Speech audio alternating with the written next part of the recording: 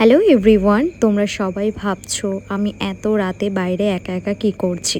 একদমই না, আমি ভোর 4টের সময় উঠেছি আর উঠে দেখছি আমার বাড়ির একজন মেম্বার কুকুরকে ভাত খাওয়াচ্ছে। আমি তো প্রথম দেখে ভয় পেয়ে গিয়েছিলাম। আসলে দিনটি ছিল রাধা অষ্টমীর দিন, অর্থাৎ রাধারানীর জন্মদিন। প্রকৃতি যখন একদম নিস্তব্ধ আর প্রকৃতিতে একটা নতুন দিনের শুভ সূচনা হয়, ঠিক সেই মুহূর্তেই রাধারানীর জন্ম হয়েছিল, অর্থাৎ ব্রহ্ম মুহূর্তে, মানে ভোরবেলায়। তাই আমি সকাল সকাল ভোর ভোর স্নান করে ঠাকুরকে স্নান করিয়ে আলপনা দিয়ে এরকম সবজি কাটতে আমি কিন্তু বসে গিয়েছিলাম। আর রাধারানীর সবচেয়ে পছন্দের একটি সবজি হলো গাটি কচুর তরকারি, সেটাও আমি কেটে নিয়েছিলাম। এরপর যখন ভোর 5টা বাজে তখন কিন্তু আমার মা তাল ছাড়িয়ে নিচ্ছিল। এরকম তাল থেকে কাত বার করে নেওয়ার পর এখানে দিয়ে দেওয়া হচ্ছিল ময়দা, তারপর দিয়ে দিল একটা কলা যাতে টেস্টটা একটু ভালো আসে। এরপরে দিয়ে দেওয়া হলো স্বাদ মতো চিনি, দিয়ে ভালো করে চটকে এই ব্যাটারটাকে রেডি করতে হবে। তার মধ্যে একটু জলও অ্যাড করে দিতে হবে যাতে একটু পাতলা লিকুইড হয়। তারপর আমি এখানে একটা নারকেলও নিয়ে নিয়েছিলাম, সেটাও মা আমাকে একটু কুড়িয়ে দিয়েছিল। তারপর এটাকে গুড় দিয়ে ভালো করে কিন্তু চটকে চটকে মেখে নিতে হবে। এবার এই মিশ্রণটাকে কড়াইতে 2 থেকে 3 বার নেড়েচেড়ে একটু শুকিয়ে নিতে হবে। তারপর গরম গরম এরকমই কিন্তু ভালোভাবে গোল গোল শেপ দিয়ে কিন্তু এরকম নারকেল নাড়ু বানিয়ে নিতে হবে। আমি কিন্তু এখানে সব নাড়ুগুলো বানিয়ে নিয়েছি। এরপর আমি দুধ জাল দিয়ে তাতে গোবিন্দভোগ চাল, কাজু কিশমিশ দিয়ে পায়েস বানিয়ে নিয়েছিলাম। আর লুচির জন্য কিছু লেচি কেটে ভালোভাবে আমি লুচি বানিয়ে নিচ্ছিলাম। তো এখানে অনেকগুলো লুচি আমার বেলা কমপ্লিট হয়ে গেছে, এবার ভেজে নেব। আমি প্রত্যেকবারই চেষ্টা করি রাধারানীর ভোগের প্রসাদে যেন কোনো রকম কমতি না থাকে, তাই লুচিটাও আমি কিন্তু ভোগে অ্যাড করে থাকি।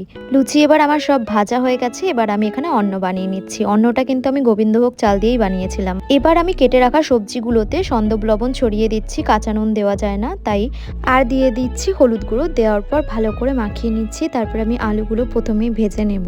আলুগুলোকে গোল গোল করে কেটে নিয়েছি যাতে তাড়াতাড়ি সেদ্ধ হয়ে যায়। আলুগুলো ভাজার পর আমি এখানে দিয়ে দিচ্ছি কাঁকরোলগুলোকেও গোল গোল করে কেটে নিয়েছি। কাঁকরোলটাকে ভেজে নেওয়ার পর আমি দিয়ে দিলাম ভেন্ডিটাকে আমি 2 টুকরো করে কেটে নিয়েছি যাতে তাড়াতাড়ি ভাজা হয়ে যাবে। এরপর দিয়ে দিচ্ছি পটলগুলোও কিন্তু লাল লাল করে ভেজে নিয়েছি।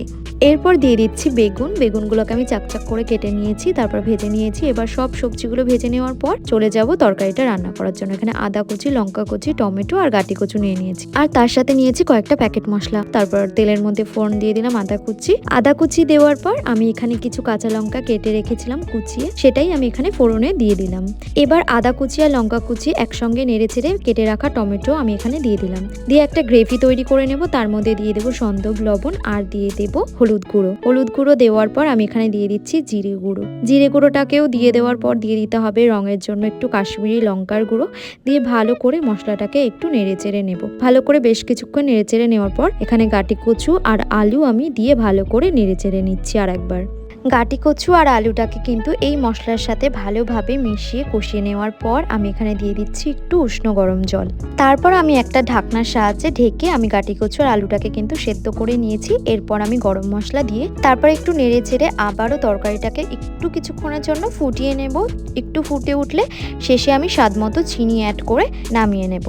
এই তরকারিটা কিন্তু একদম ঝোল হবে না, একটু মাখা মাখা মতনই রাখতে হবে। তারপর আমি এখানে সুজি নিয়ে নিয়েছি 250 গ্রাম মতো। এই সুজিটাকে আমি সাদা তেলে ভালো করে নেড়ে চেড়ে কিন্তু বেশ কিছুক্ষণের জন্যই ভেজে নেব। দেখো এখানে আমি সুজিটাকে ভেজে নিয়েছি লাল লাল মতো করে, তারপরে জল দিয়ে দিচ্ছি। এরপর আমি এখানে চিনি আর কিছু কিশমিশ এখানে দিয়ে দিচ্ছি। তারপর বেশ কিছুক্ষণ নেড়ে চেড়েই কিন্তু ফুটে উঠলেই আমার সুজি রেডি হয়ে যাবে। সুজি রেডি হয়ে গেছে, এবার ভোগ বানিয়ে নেব। একটু মাখনের মধ্যে মিছরি দিয়ে একটা মহাভোগ রেডি করলাম। তারপর আমি কিন্তু সব ভোগের উপরেই একে একে তুলসী পাতা কিন্তু আমি দিয়ে দিচ্ছি, আর সাথে দিয়ে দিচ্ছি রাধারানীর প্রিয় হলুদ ফুল, সেটাও দিয়ে দিচ্ছি। আর পায়েস রেডি করেছিলাম তাতেও আমি ফুল দিয়ে দিলাম। আর এখানে অন্নভোগ করেছিলাম আর 5 রকমের ভাজার কচুরমুখির তরকারি করেছিলাম, তাতে তুলসী পাতা আর হলুদ ফুল দিয়ে দিলাম। আর লুচি আর এখানে তালের বড়া করেছিলাম, তাতেও আমি দিয়ে দিলাম হলুদ ফুল আর কিছু কেটে রাখা ফল। আর বানিয়েছিলাম যে নারকেল নাড়ু, তাতেও কিন্তু তুলসী পাতা ফুল দিয়ে দিলাম। তারপর আমি কিছু গাছের ফুলও পেয়ে গিয়েছিলাম সেদিন। আর দেখো এখানে সব কিছু একা হাতে রেডি করে নিয়ে বসে পড়েছি। এবার আমি পুজো দিতে বসবো, কিন্তু আমার এতটাই লেট হয়ে গিয়েছিল যে পুজো করতে করতে আমার প্রায় 1টা বেজে গিয়েছিল। আর রাধারানীর খেতে দিতেও কিন্তু অনেকটাই লেট হয়ে গিয়েছিল আমার। আসলে সত্যি কথা বলতে একা হাতে এত কিছু রান্না করতে করতে না অনেকটাই লেট হয়ে যায়, তবুও আমার মা আমাকে অনেকটাই হেল্প করেছিল।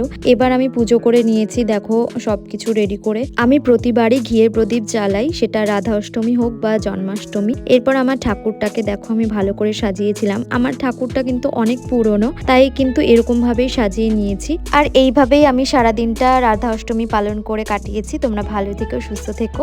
আর এইভাবেই তোমাদের সাথে আমার গল্প কিন্তু হতে থাকবে। আজকের মতো তাহলে টাটা।